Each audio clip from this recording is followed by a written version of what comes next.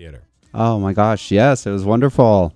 So, first of all, there's another show tonight. This show was awesome. It was really entertaining. The set was... We never saw sets like this before. I mean, I know technology is improving, allowing you to do so many different things, but the fact that the Stanley has a larger stage now, we can bring these in, and what an unbelievable stage and setup.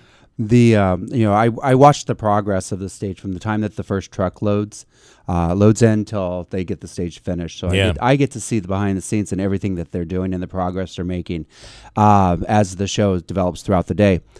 And the amount of work and the labor that goes into making a production like that happen, I can only imagine. It's incredible. Yeah. And it's just magic. So talk about, last night was all about the Q Center. Yes. And talk about what that is. And you saw a lot of kids there. A lot of kids went to the show. And this is a kid-friendly show, actually. I almost think it should be required at times during that show. There was nothing off-color or anything like that. It was just a show that talked about diversity and acceptance.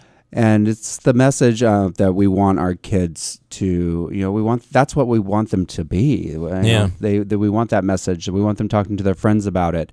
And I did have someone come up to me prior, pre-show and say that, oh no, we're not bringing our kids. And it was just this perceived notion that the show was not kid-friendly because it had the word kinky in it. Right. But as you saw last night, it's far from it. It's such a family show. We immediately said we wish we would have brought my daughter to see it. Tickets are available. Yes, they are. And talk about the storyline just a little bit, a little background and story of what Kinky Boots is. Well, the show is about for like the first song, the opening number takes you through 25 years, I believe, is the number, from when Charlie is a kid to when Charlie's father passes, and how he acquires this factory that makes shoes. And they lost their niche. The factory was going under, and they needed to reinvent themselves. So what Charlie does is he reinvents the factory. He meets a drag queen named Lola. Yeah.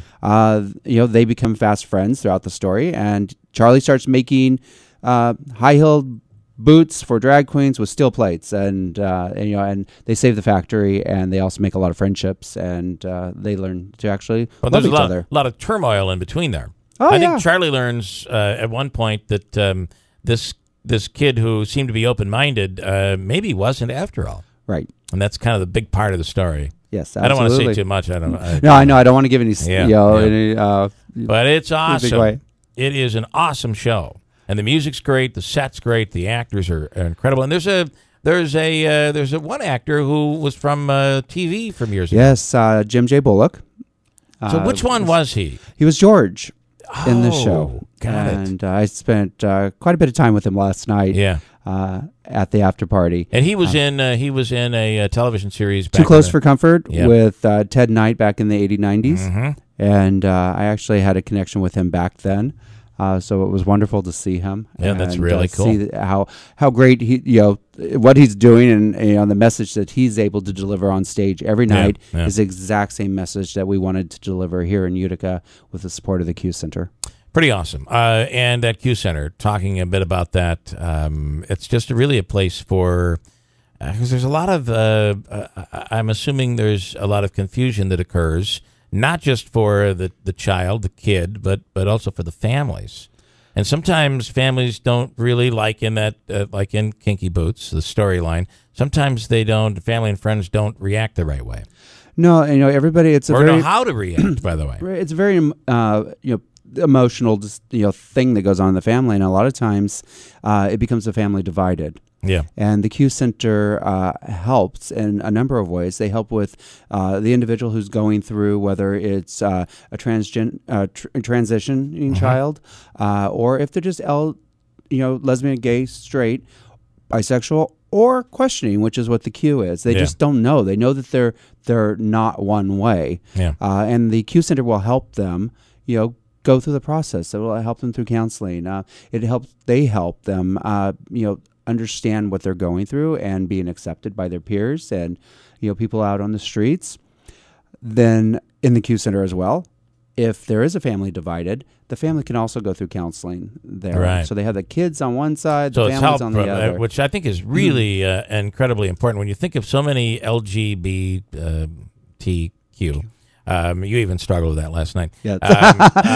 But when you talk about that, so many over the years, when you go way back, they just lived lives where they couldn't come out, and they just lived unhappy lives or sheltered. They've sheltered their families from, and imagine the emotional damage that had been done. This Q Center really helps prevent that and work with both sides. Absolutely. Like I said, it takes a family that could be divided and brings them together. It bridges them both to understand what they're going through, and to help them through whatever other issues they may be having. That's what they're there for. They also offer, they have computers set up for the kids so that the kids can come there and do their homework and get help with their homework, because a lot of the kids, if they don't feel accepted at home or they don't feel like they're a part of the family because they are different, they're not doing their homework, they're not studying, they're out on the streets. It's not a safe place for them, just like any child. And the Q Center helps bring that all together. So I don't want to make this seem like it's very deep, but it is a bit deep, but in a very entertaining way. And, you will love this show. Yeah, thank you. It was quite the production. Again, for tickets, how do they get tickets? We have tickets at Broadway Utica. Our offices are 258 Genesee Street. Or you can go online at www.broadwayutica.com or call 724-7196. Showtime tonight and tomorrow night. 7:30 p.m. All right, Derek, thanks so much. Thank you, Bill. Got a break. We'll come right back at WIBX.